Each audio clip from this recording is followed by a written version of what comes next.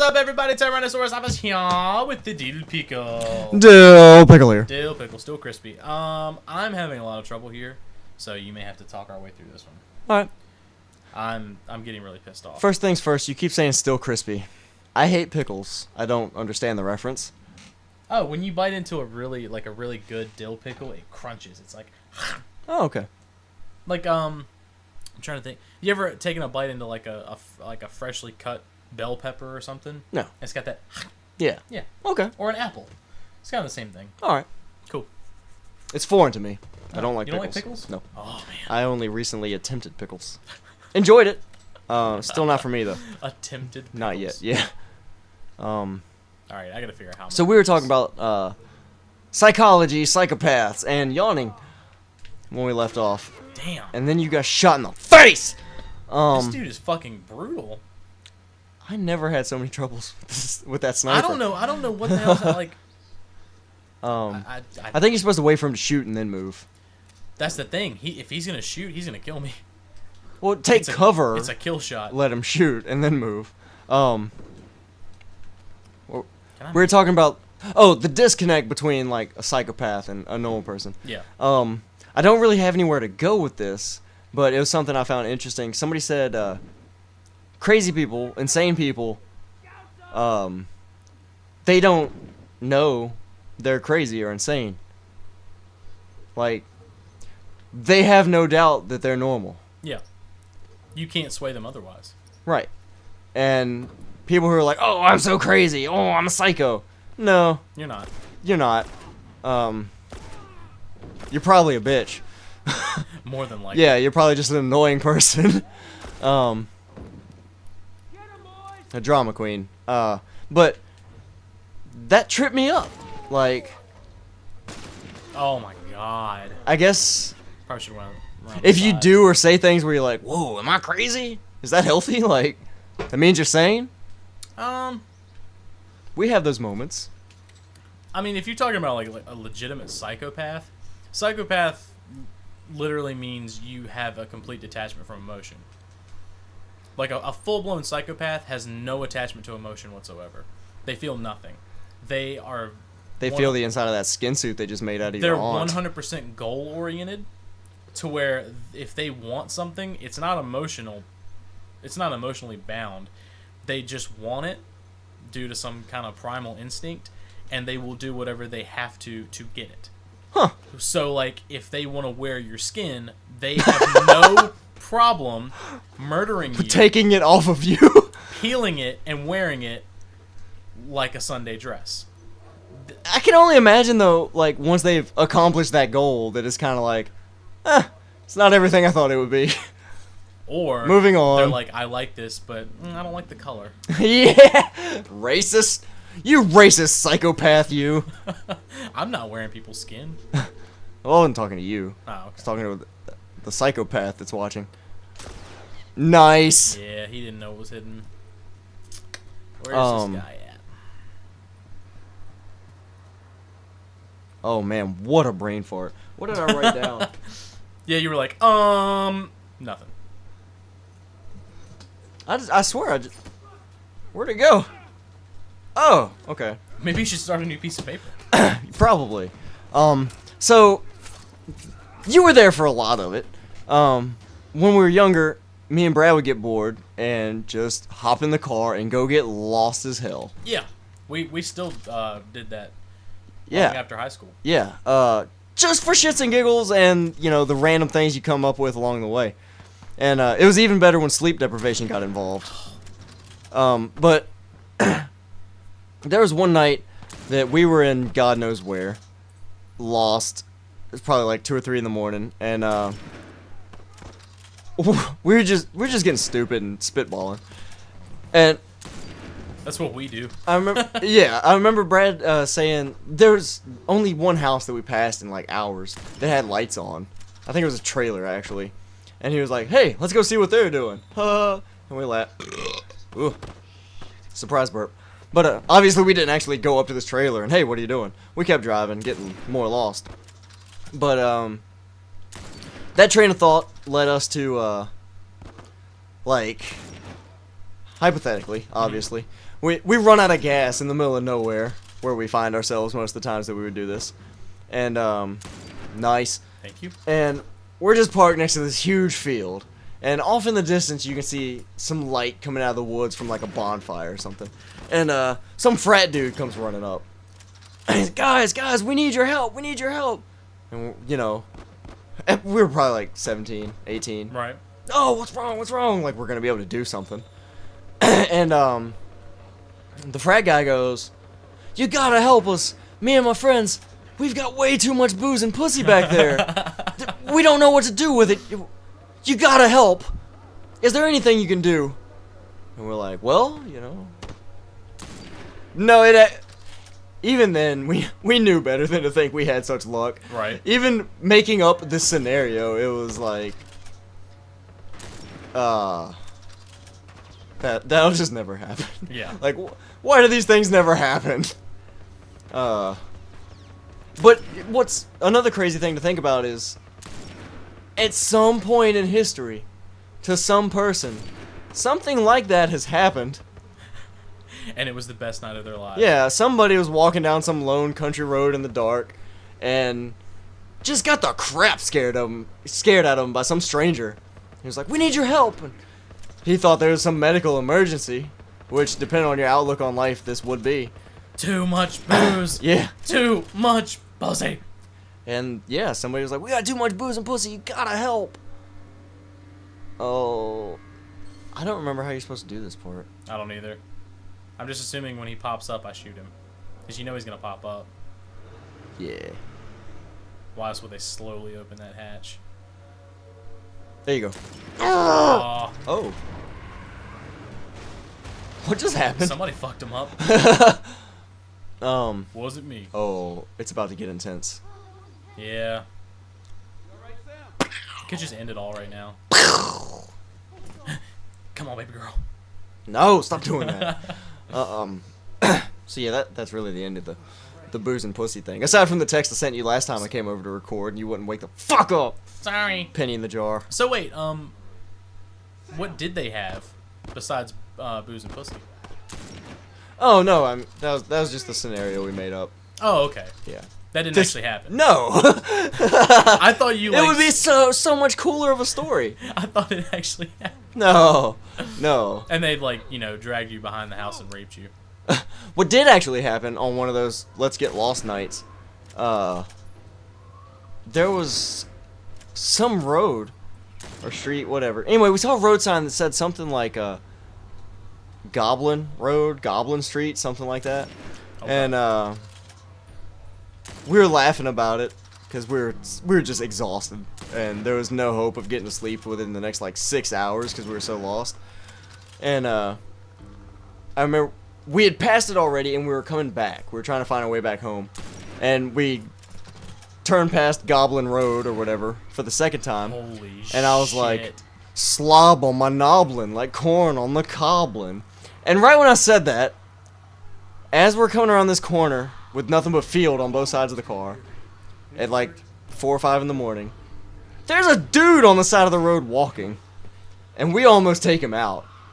And he sort of he didn't jump in the road, but he sort of did one of those fake oh haha, playing a joke on you, jumps in front of the car. Yeah.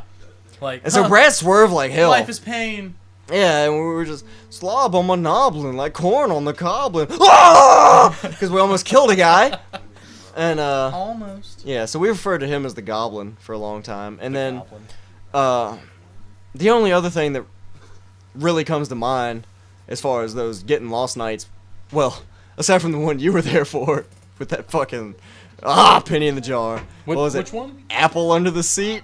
Oh my god. You're like, why do you have a peach under the seat? It's so fuzzy. Oh no, it was completely rotten on one side, and the other side it was fuzzy. Yeah. And it was an apple. It was an apple. Brad was gross. That's not as bad as the time I reached down into the floorboard to grab what I thought was my crystal clear drinking water. Oh no. And I took a big old swig of Brad's weak old dip spit. Oh, I knew how the story ended and I still wasn't ready. It was not as bad as you would think. No, it was really bad. It was just as But bad you as would think worse. plus some. No, it was not pleasant. I wanted to kill him. But yeah, the only other thing that came to mind, like, I don't know what to believe in as far as the afterlife. We kind of touched on that before. Mm-hmm. But as far as like hauntings and ghosts and stuff like that go, again, I don't know what to believe. I've never seen or heard or felt anything to make me believe one way or the other, and kind of don't want to because what? And anyway, we're out and we had to pee. It was time to pull over, and so me and Brad get out and I get out on my side of the car. He gets out on his. We piss. We get back in the car. Well, I get back in the car and I'm waiting. I've got my door closed. And I keep hearing him tapping on my side of the door. I'm like, what the fuck? And I keep opening the door and looking around, and he's like bullshitting, hiding somewhere or whatever. And knock, knock, knock. So I open the door real fast. I'm like, what the fuck are you doing? Well, he gets in his door. No, fuck that. Yeah, this happened 3 or 4 times. No. And then I whip the door open, like, I'm talking like, knock, knock, knock, open. What are you doing? His door opens, he gets in, and he's like, who the fuck are you talking to? Penny in the jar. Who are you talking to? And I'm like, yo, get this car moving now. And he's like, what? And luckily we were sleep deprived enough to where he just had that deer in headlights look. No context, no idea what I'm talking about, but I guess he could smell my fear. Get this car moving now. And he's just, what? We're gone. And he's like, what just happened? And so I told him, somebody was knocking on the door. And again, this was... I would piss my pants. Luckily, I had just finished pissing. Yeah. But I'd again, still piss my this pants. was like... It was you could fit 2 cars on this single lane road, but there was nothing but field on either side. Yeah. There was nothing around. And somebody kept knocking right on my door. Like, anytime I'd look away from the window to where I'm looking inside the car and can't see out, knock, knock, knock. I open the door, look around, fuck off. Penny in the jar. And, I really gotta get that jar. yeah, hey, there's a jar. It's got my pants. It's a shame we don't have any money. It's got my drink. But yeah, that stuff like that's crazy. I don't believe in ghosts really, but I do think that if you were to go to a haunted house that has been known for ghost activity, what better place for a psycho who wants to wear your skin to hang out? Not like they're gonna hide at Chipotle, waiting for you to order your burrito. No, they're gonna wait in a fucking abandoned house for dumb teenagers to like, let's go find a ghost. You say that. Chop their head off with their skin.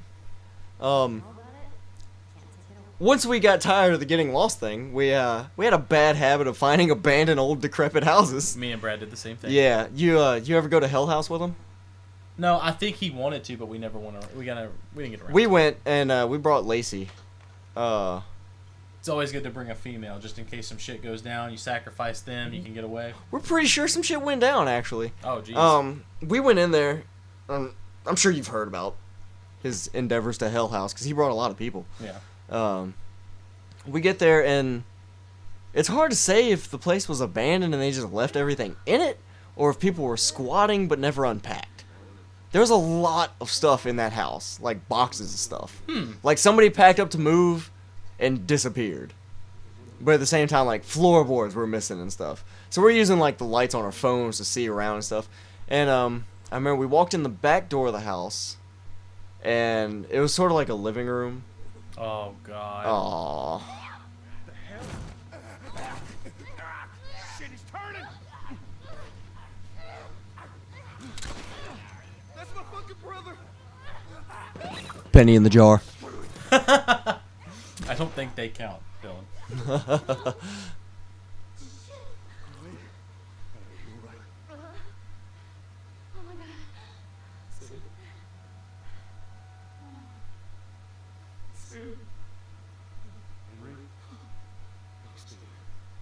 Henry. I'm gonna get that gun from you, okay? Oh, okay, easy. This is your fault. This is nobody's fault. It's all your fault. Henry, no. I was getting ready to start talking over it, and then I remembered how that scene ended, and I was like, Yeah. maybe not this one. We'll let that one play out. God. So let's get back to Hell House. Jesus. It's fall. not quite winter. How long we got? You got time. Okay. So it's sort of like a living room when you get in the back door, and like I said, lots of stuff. It looked just condemned, like just crap strewn about. But at the same time, in this house with no power, which is weird, there was a nice flat screen TV. So that's what made me think squatters, you know.